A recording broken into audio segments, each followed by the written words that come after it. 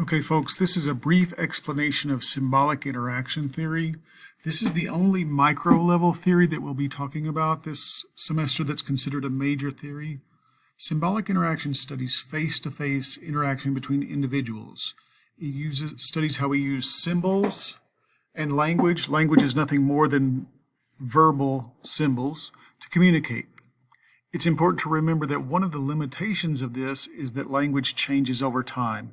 This is the reason that it's tough for you to understand something that might be written by Shakespeare, because the language was so much different at that time, or something that was written maybe in the Bible or an ancient text like that is difficult to understand sometimes because it was written in a different language, and even our own language will change over time. For example, how young folks use the word lit or something like that would be very different than how I, as a older person, would use that particular language.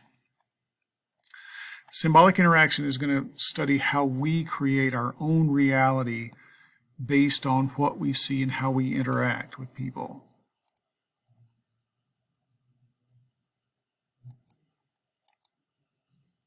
Originally, this was developed by George Herbert Mead, and like I said, it's how we interact with things on a day-to-day basis.